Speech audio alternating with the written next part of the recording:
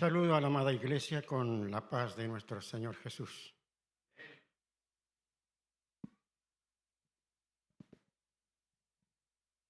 Ustedes ya saben de sobra que estoy un tanto lento. El problema es que el reloj va en contra. Voy a tratar de sintetizar lo más posible el tema, pero si paso el límite de los minutos cronológicos que marca el reloj, voy a echar mano de los minutos pastorales, porque difiere bastante una cosa de la otra. Y para ello, desde ya, yo sé que cuento con la comprensión de la Iglesia en ese sentido y agradezco a Dios por ello. Les voy a pedir a que abran sus Biblias. Vamos a ir de lleno al tema que nos corresponde. En el libro de Jeremías, capítulo 29, versículo 11.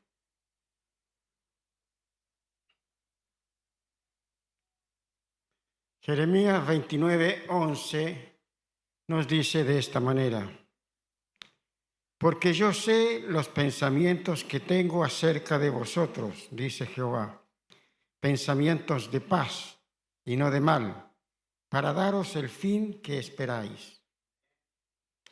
En esta versión dice pensamientos. En muchas otras versiones, que quiere decir lo mismo, significa lo mismo, dice planes. Porque yo sé los planes que tengo acerca de vosotros.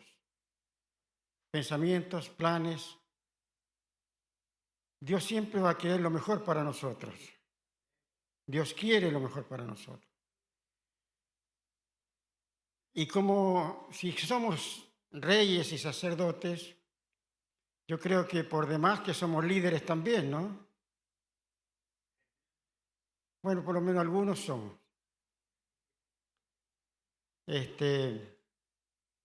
Porque todos nosotros de una u otra manera asumimos un liderazgo, porque el liderazgo no es otra cosa que influenciar sobre otras personas, influenciar sobre otros. Y de una u otra manera, para bien o para mal, positiva o negativamente, nosotros influenciamos, ejercemos influencia sobre otros. Ella puede ser negativa o positiva, pero influencia al fin y al cabo. Y vamos a hablar nosotros justamente ahora, hoy, sobre la planificación. Yo, por ejemplo, tenía planificado predicar 40 minutos. Voy a tener que cambiar mis planes y predicar 20. ¿O sigo con los 40?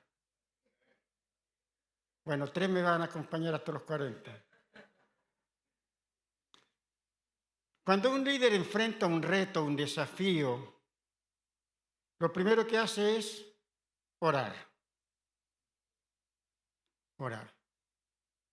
Lo primero que tiene que hacer es orar y luego planificar.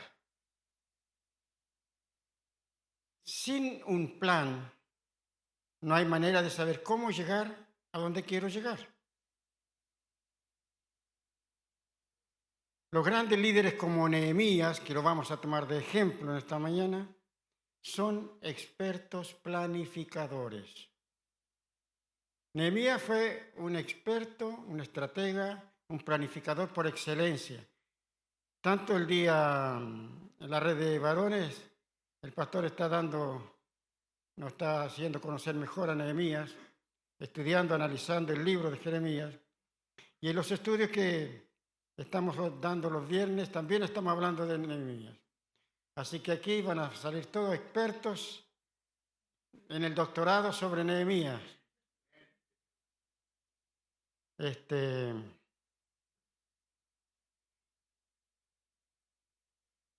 Vamos nosotros, como decía anteriormente, a hablar sobre esto que es la planificación, porque se nota percibimos, o por lo menos de mi parte yo percibo, de que muchas veces nosotros lo tomamos esto con mucha liviandad.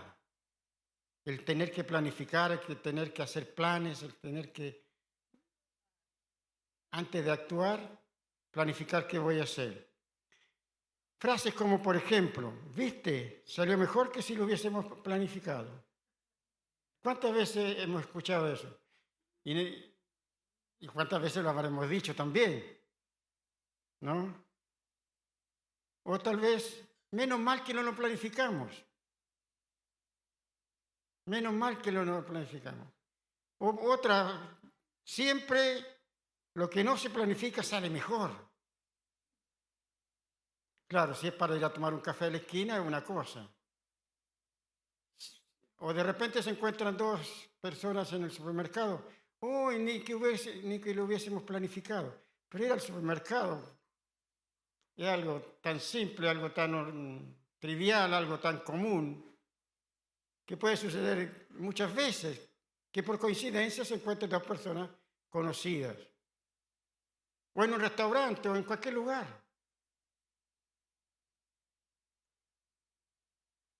De ahí la necesidad entonces de hablar del tema, de la importancia que Dios le da a este tema, al tema de la planificación, como un medio eficaz para alcanzar el éxito, para alcanzar los objetivos, para llegar a la meta, para no quedarse a mitad de camino.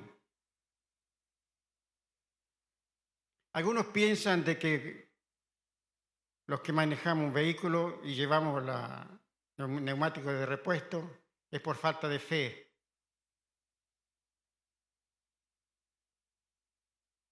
En realidad, hace parte de la planificación porque hay que prever los problemas, las dificultades que pueden acontecer.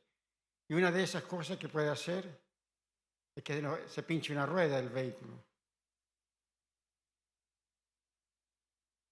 Dios mismo nos dio el ejemplo de la planificación. Él lo ordena, Él lo hace y lo recomienda. Hay que planificar. Toda obra de Dios obedece a un plan divinamente detallado. Toda la obra de Dios obedece a un plan divinamente detallado. Por ejemplo, su nacimiento. No nació por acaso. Justo tocó esa fecha. No había programado alguno, no había programación alguna en ese sentido. Su ministerio público no lo comenzó antes ni después, sino en el día señalado. Su muerte en la cruz. Hoy el pastor decía hace un par de minutos atrás. Él murió cuando la Escritura dijo que estaba planificado que lo hiciera. Ya estaba ordenado. En el plan de Dios no murió antes ni después, murió en el momento oportuno, donde la Biblia dijo hoy, ahora, ya. Ustedes saben que el primer día que fue diríamos en palabras de hoy, fue a la iglesia, que fue al templo. Le dieron el rollo del libro de Isaías para que leyera, lo leyó y al final de leer toda esa escritura dijo, hoy se ha cumplido esto acá. Todos aplaudieron, como ustedes aplaudimos hace un rato, ¿no? Lo agarraron, porque no lo convidaron, no lo invitaron, lo agarraron.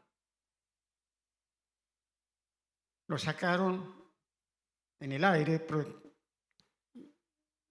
y una turba lo llevó para lanzarlo en un despeñadero que quedaba por ahí cerca para que se despedazara ahí abajo en el abismo. El primer día que entró al templo. Si fuera uno de nosotros que acontecía aquello, volvíamos corriendo al otro día del culto, ¿no? No aparecíamos más por estos lados. Entonces, su ascensión, Él ascendió a los cielos ni antes ni después. Era cuando estaba planificado por Dios que el tiempo, la hora, cuando correspondía. Y su regreso también. También hoy se tocó el tema del regreso. La muerte del Señor anunciáis hasta que Él venga. Y Él va a venir cuando Dios en su plan tenga estipulado que tiene que venir. Ni antes ni después.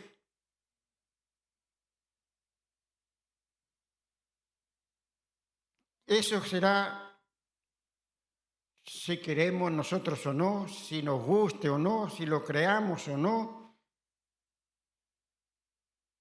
Como dicen en Brasil, Deus falou, está falado.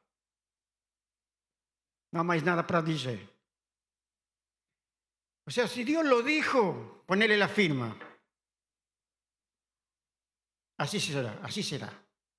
Tal como Dios lo dijo, a la hora que Dios lo dijo, así sucederá. Queramos o no, creamos o no, nos guste o no, va a suceder. ¿Por qué? Porque está todo planificado por Dios. El plan de Dios es perfecto.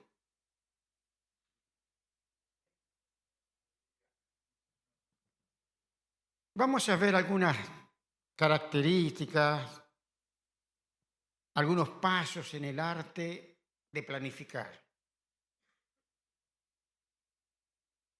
En Proverbios, libro de Proverbios 3:16, 13:16, perdón, dice de esta manera: todo hombre prudente procede con sabiduría, mas el necio manifestará necedad. En el capítulo 14, una hoja más adelante, versículo 8, la ciencia del prudente está en entender su camino, mas la indiscreción de los necios es engaño. Esto nos ayuda para decir que debemos pensar todo detalladamente. Una de las cosas al planificar, hay que pensar todos los detalles, en todos los detalles. No hay nada por encima, nada como una cosa superficial, sino que pensar todo detalladamente. Necesitamos pensar bien las cosas para que podamos obtener resultados. Nehemías había pasado 4 meses orando, ayunando y sobre todo planificando. ¿Por qué? Está implícito en el libro de Nehemías, pero los versículos que a continuación después vamos a leer nos van a clarificar sobre eso. 4 meses orando, ayunando y sobre todo planificando y esperando que la oportunidad se dé. Que según el plan de Dios, Dios me dará un momento, una oportunidad para que yo pueda hablarle al rey, para que yo pueda exponer mi caso, para yo poder solicitarle lo que quiero solicitarle. Entonces él se preparó adecuadamente, se consagró adecuadamente, planificó adecuadamente. Orar, ayunar y planificar. Por eso es que cuando el rey le preguntó, ¿qué quieres? Él no empezó así, ¿yo? ¿A mí? Espere, no me acuerdo. Ningún titubeo, sino que él le respondió concretamente, le respondió bien, le respondió al instante, sabía de lo que estaba hablando, sabía lo que estaba diciendo. ¿Por qué respondió de esa manera? Porque había estado haciendo planes para ese momento.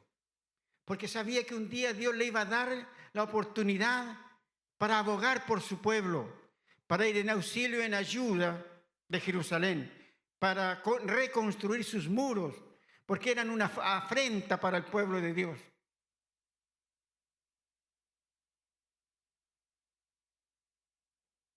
Se había consagrado por completo al Señor, y ahí entonces es cuando Dios le dio una visión, que él luego la transformó en suya. Dios le dio la visión. Dios coincidió con el sueño de Nehemías. Y ahora él tenía que planificar ahora cómo hacerlo, pero ya había conseguido la visión de Dios, la confirmación de Dios, la aceptación por parte de Dios, el visto bueno de parte de Dios para hacer lo que él quería hacer. Porque para ser un líder eficaz, un líder con éxito, necesitamos tener visión. La visión es el sueño, hermano, que después se transforma en misión, y la misión en práctica, en acción, en resultados para la gloria de Dios. Pero todo comienza con un sueño, como Henry Ford, como John Kennedy, como Martin Luther King. Comenzó con un sueño, con una visión, que después la concretaron en misión y acción para llegar al éxito. Y lo consiguieron. Porque supieron planificar. Porque pensaron todas las cosas detalladamente. Eso es lo que pone a los líderes en un grupo aparte. Tener una visión.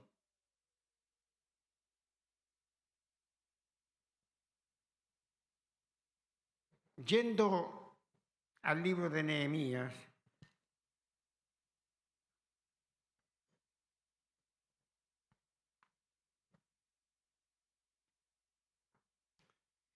Nehemías capítulo 2,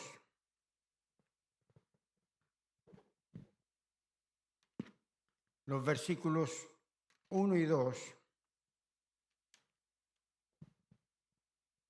dice: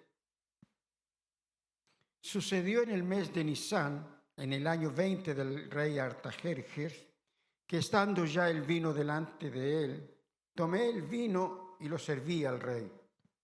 Y como yo no había estado antes triste en su presencia, me dijo el rey: ¿por qué está triste tu rostro? Pues no estás enfermo. No es esto sino quebranto de corazón. Entonces temí en gran manera. Los líderes se preparan para las oportunidades.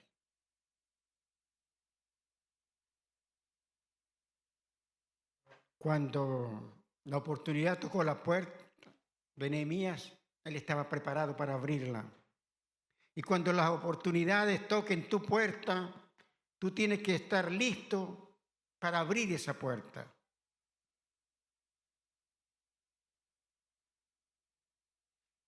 La vida está llena, está repleta de oportunidades, pero nosotros no siempre estamos preparados para reconocerlas.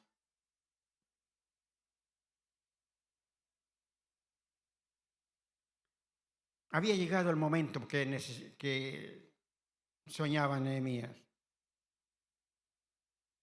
Nehemías estaba esperando este minuto, este día, esta oportunidad. Había surgido la oportunidad de presentarle su idea al rey. Y por fin le podía presentar su caso y estaba listo porque había planificado. Estaba tranquilo porque había planificado.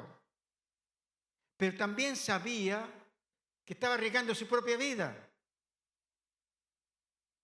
Porque presentarse al rey, como lo hizo Nehemías con el rostro triste, Era un pecado capital. Si va a estar en la presencia del rey, tiene que estar sonriente. Aunque esté deshecho por dentro. Era bajo pena de muerte presentarse triste ante el rey.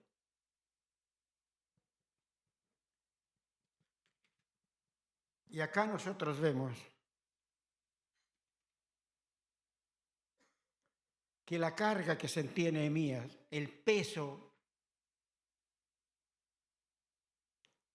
por el amor que tenía por Jerusalén, le afectaba mucho emocionalmente y se notaba en su aspecto exterior. No podía esconder lo que sentía, no podía disimular lo que él sentía, lo que tenía en su corazón. Y el rey se dio cuenta, obviamente, porque aparte, él era el copero del rey. Entonces, cuando él estaba con un semblante o cualquier otro copero, alguien que servía de copero a un rey, si el rey veía que había cambiado de semblante, que estaba demasiado serio, estaba demasiado triste, inmediatamente le venía a la cabeza del rey, este sabe algo y puede estar en riesgo mi vida.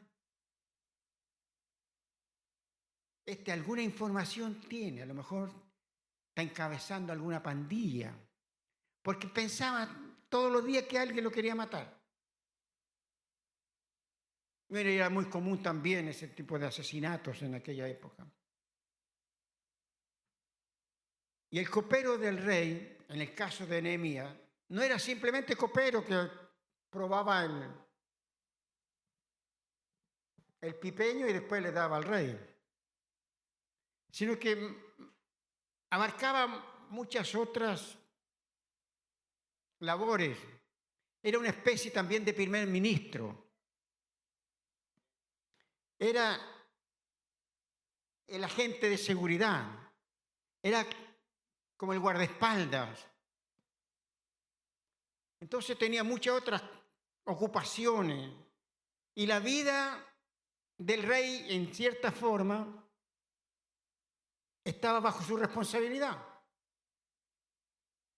Entonces tenía que tener mucho cuidado con lo que hacía, con lo que decía, cómo se comportaba, hasta con la fisonomía, la cara triste, la cara amargada.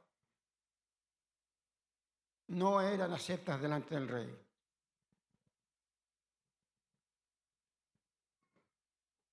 Me dijo el rey, ¿por qué está triste tu rostro? Pues no estás enfermo, que yo sepa. No es esto sino quebranto de corazón. Y ahí es donde le entró el cuco a Nehemías. Temí en gran manera. Me dio mucho miedo. Porque no pude disimular. No se puede disimular algo tan grande. Y el rey se dio cuenta. Ahora, ¿qué frases vendrán después de esta pregunta? ¿Será que me va a dar el sobre azul?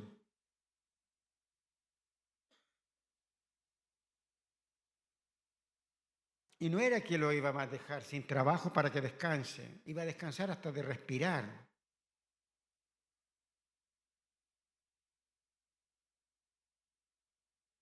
¿Por qué le dio miedo? Porque no estaba en las condiciones que correspondía a la normalidad delante del rey. Y además, porque su plan, lo que él iba, su solicitud, era complicada también. Lo colocaba en un lugar muy arriesgado. Su plan era doble: pedirle al rey Artajerjes que le permitiera ausentarse Y segundo, pedir su autorización para reconstruir los muros de Jerusalén. Obviamente que con esas dos solicitudes, esos dos pedidos, difícilmente el rey se verá feliz, contento y encantado de escucharlos. Porque ya un grupo años antes había solicitado a este mismo rey que le diera la autorización para empezar a reconstruir Jerusalén, reconstruir. La respuesta fue tajante: no hay autorización. Y Nehemías ahora iba con el mismo pedido.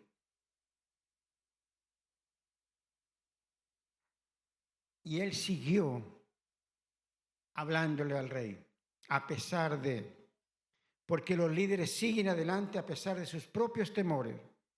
Alguien dijo, no, los pastores, los líderes no tienen miedo a nada. No tienen ni idea de lo que tienen. Porque conocemos el miedo, el temor, más de cerca todavía por el ministerio que uno realiza. Pero también sabemos que todo lo podemos en Cristo porque Él nos fortalece, y también sabemos que debemos seguir adelante a pesar de nuestros propios temores.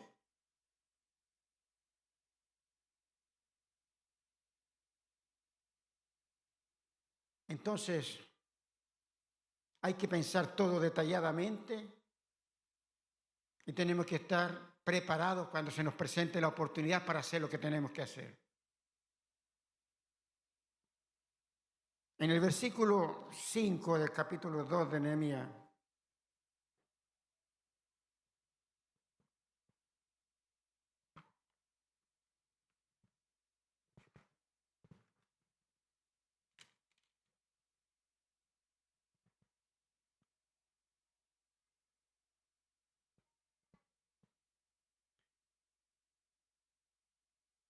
Nehemías 2, 5.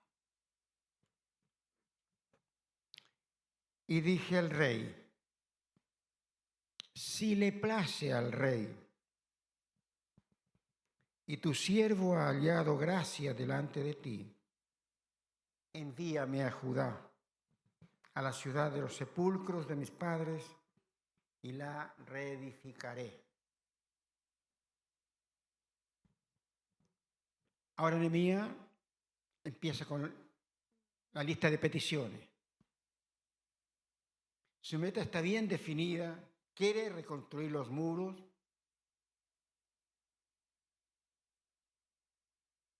Y el rey se dio cuenta de que era un hombre que había pensado todos los detalles, los pormenores del plan. No era el que dice, sabes que estoy pensando en hacer una cosa si Dios quiere.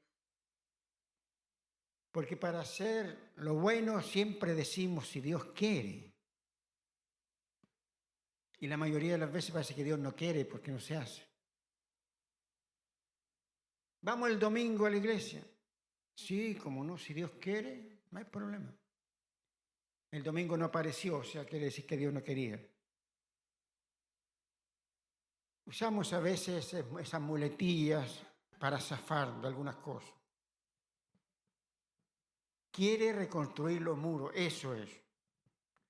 Si no tenemos una meta, un objetivo claro, un blanco, no estamos apuntándole a nada, no estamos apuntando a nada. Y eso es precisamente donde vamos a dar, o sea, nada. No podemos, como dijo la Biblia, nos enseña que inclusive no tenemos que actuar como quien le da combos o puñetes al aire. No podemos actuar así.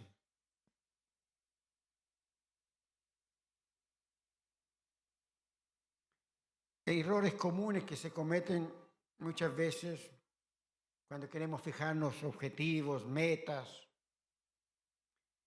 es que colocamos metas demasiado bajas, que casi no requieren ningún esfuerzo. Y nos conformamos después con los resultados porque fueron mediocres de acuerdo a la meta que nos colocamos. Un ejemplo, somos 100. De aquí a un año queremos ser 105. Y algunos levantan la mano y dicen, no será mucho. Y después llegamos a 106, hicimos fiesta. Pasamos, gracias a Dios, los objetivos. Estamos creciendo enormemente. O muchas veces lo queremos todo y al instante. Y no es así. No podemos ir de un extremo a otro.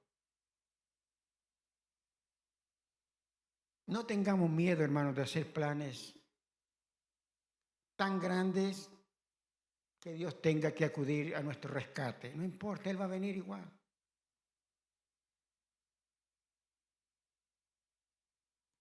No se trata de lo que tú o de lo que yo pueda o sea capaz de hacer.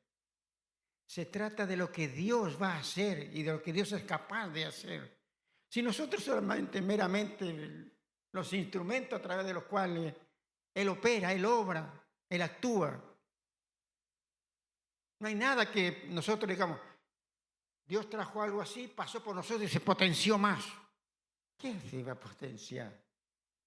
No es así. Muchas veces se debilita lo que Dios quiere. Al pasar por nuestra administración, al pasar bajo nuestra responsabilidad, las cosas a veces se debilitan. En vez de fortalecerse, de agrandarse, se achican. Nehemías es el perfecto ejemplo porque él pensó algo muy grande. Primero, era copero. No había pegado un ladrillo en toda su vida. Ustedes le podían decir qué es lo que es un balde de mezcla y va a pensar que es algo para comer. No tenía ni idea, nunca había construido nada, porque ese no era su oficio. Él no se ganaba la vida construyendo, levantando muros, levantando paredes. Un copero del rey, se fijó una meta de reconstruir los muros de una ciudad entera. Y no son muros como los que vemos hoy. Lo vamos a hacer grandotote de 30 centímetros de ancho y de 2,5 metros de alto, para que ni los ladrones puedan entrar. Aquí, y es un terreno de 10 por 20. Y pensamos que es una grande hazaña. El copero del rey se fijó una meta de hacer unos muros que más o menos tenían 12 metros de alto y un promedio de 2,5 metros de ancho. Y rodeaban toda una ciudad. Eran tan gruesos los muros que un ejército para poder traspasar esos muros a veces le llevaba hasta 6 meses. Entonces no estamos hablando de construir muros como las que se construyen hoy en día. No tuvo miedo de fijarse una meta grande porque servía a un Dios grande.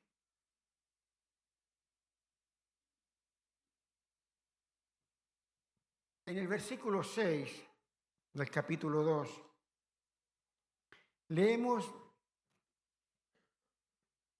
y acá dice, entonces el rey me dijo, y la reina estaba sentada junto a él, ¿cuánto durará tu viaje y cuándo volverás? Y agradó al rey enviarme después que yo le señalé tiempo. Entonces, los líderes también a los planes que que quieren realizar, tienen que colocarle fecha de entrega, fecha de término. Aunque después tengamos que reconsiderarla por X motivos, porque ningún plan, ningún proyecto es que no se toca más. Dependiendo de las circunstancias, se revisan. Pero aquí, mire, imagínese usted lo importante que era porque nos dice, y agradó al rey enviarme, después que yo le señalé tiempo. ¿Por cuánto tiempo te ausentarás? ¿Cuánto tiempo necesitas? Y hay aquí entre paréntesis una frase que si quedó registrada en la palabra del Señor es porque es importante. Dice, y la reina estaba junto con él. Y la reina estaba junto a él. ¿Por qué será que tomó en consideración la reina? Estaba en Susa, una ciudad de veraneo. Estaba el rey descansando. Tenía al hombre de su confianza al lado suyo, sirviéndole adecuadamente. Estaba su esposa también acompañándolo. El ambiente se prestaba para pedirle cualquier cosa en ese momento. Y Dios sabe cuándo pedir. Dios sabe cuándo es el momento oportuno. Y Él prepara las cosas, las circunstancias. Sin una fecha de término, una fecha de entrega, un plan es solamente un buen deseo. Porque si hagamos tal o cual cosa así, ¿cuánto tiempo nos lleva eso? Ni idea, pero ¿qué importa eso? Claro que importa. Claro que importa. Esta es la parte que tiene que ver con el calendario. Por la pregunta queda de manifiesto que el rey apreciaba mucho a Nehemías, no le agradaba que se ausentara por un tiempo prolongado. Por eso quería saber cuánto se iba a demorar. Y la reina estaba sentada junto a él. Entonces sintió que era una buena influencia para el rey, para que el rey dijera amén. Además de lo visto hasta ahora, vamos a ir finalizando con el versículo 7. Dice, además dije al rey, si le place al rey que me den cartas para los gobernadores al otro lado del río, para que me franqueen el paso hasta que llegue a Judá. O sea, como ya les fue bien y le había dado autorización para partir, bueno, ahora hay que aprovechar. Hay que aprovechar. Y como él sabía que podía tener problemas por el camino, pide protección. Porque Susa estaba a unos 1.600 kilómetros de distancia de Jerusalén. 1.600 kilómetros por el desierto y 2 meses de viaje a lomo de camello.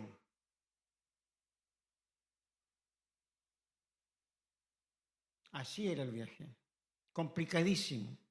Tenía que atravesar varias provincias, iba a necesitar protección, ayuda, no de cualquiera, de un rey, de alguien que se impusiera, de alguien que fuera reconocido como alguien que no hay que meterse con él, que más vale ser amigo.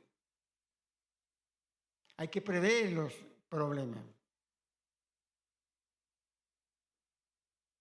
Se ve claramente que lo tenía todo pensado, todo planificado, porque incluso ante cada pregunta del rey tenía la respuesta en la punta de la lengua, como decimos nosotros en buen chileno. La previsión de los problemas y la anticipación para resolverlos forman parte de una buena planificación. En el versículo 8 del capítulo 2, dice, y carta, siguió pidiendo cosas. No se conformaba este muchacho. Y carta para Asaf, guardabosque del rey, para que me dé madera para enmaderar las puertas del palacio de la casa y para el muro de la ciudad y la casa en que yo estaré. Voy a necesitar mucha madera para entablar el templo, las puertas y para hacer mi casa también. Yo no quiero vivir de allegado. Y el rey le dijo, amén, de vuelta. O sea, hasta ahí todo bien.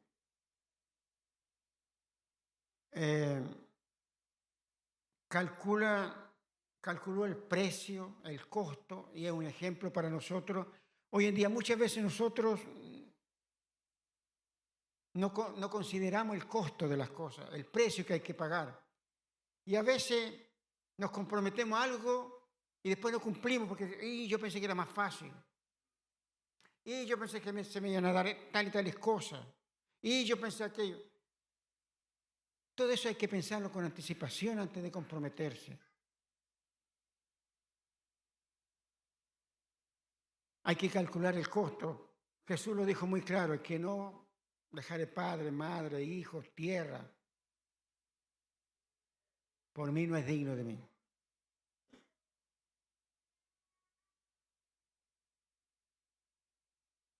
Entonces vamos recapitulando para concretar nosotros también. No voy a echar mano de minutos pastorales para que se puedan quedar más tranquilos. Primero, hay que entender que cuando Dios da con yapa. Cuando Dios da con yapa, mi hermano. Cuando Dios concuerda con lo que nosotros queremos, o cuando es una propia visión de Dios que ha colocado en nuestra cabeza, en nuestro pensamiento y en nuestro corazón, Él da y da con yapa. La hermana en el devocional decía que da mucho más de lo que nosotros esperamos. Medida buena, remecida. Y siempre nos da a entender que es un Dios todopoderoso, un Dios grande, un Dios recontra grande, hiper mega grande. Siempre él habla, cuando se habla de la acción de Dios, habla de abundancia. El diablo no vino sino para matar, robar y destruir, pero yo vine para que tengan vida y vida en abundancia. Aquel que tenga escasez de sabiduría, demándele a Dios que Dios da en abundancia. Donde abundó el pecado, sobreabundó la gracia. Dios siempre está por encima de todo, en el control de todo, dirigiendo todo. Porque todo lo tiene planificado y usted y yo somos parte del plan de Dios. Y el plan de Dios se va a cumplir.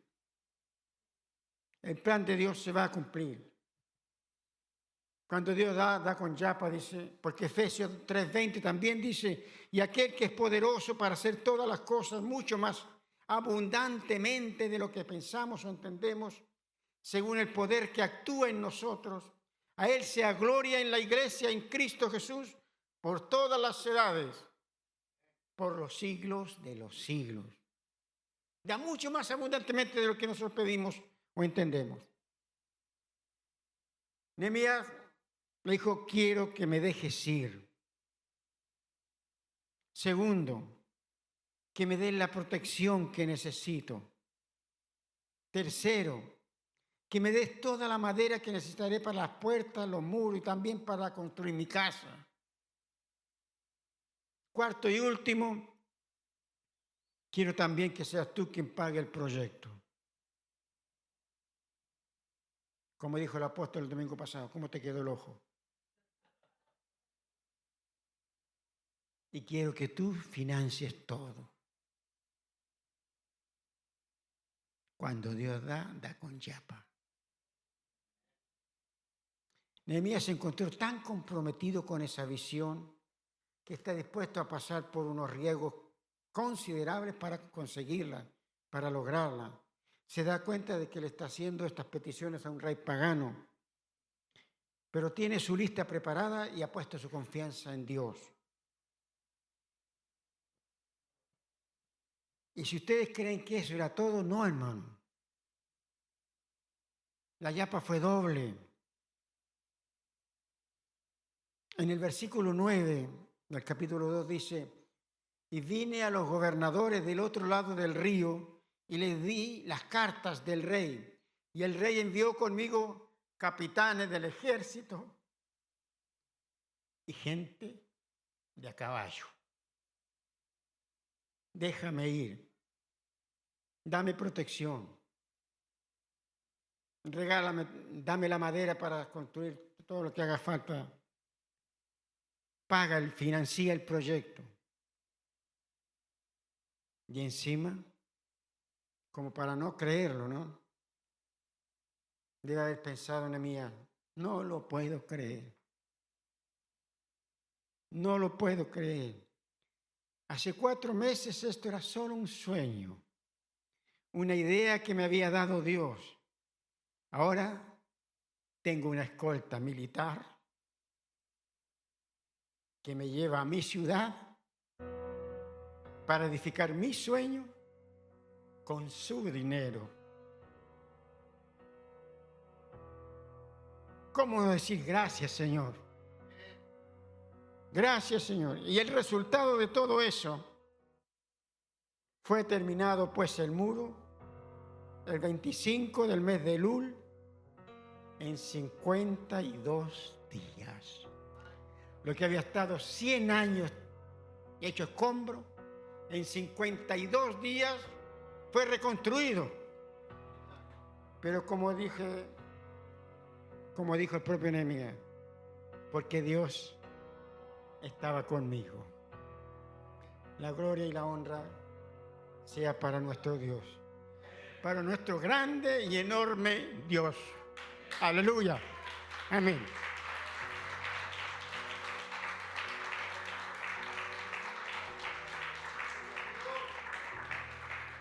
Es el Dios de Nehemías, es nuestro Dios también, mi hermano. Aprende a pensar en grande. Y el grande Dios lo bendecirá grandemente. Pastor, por favor.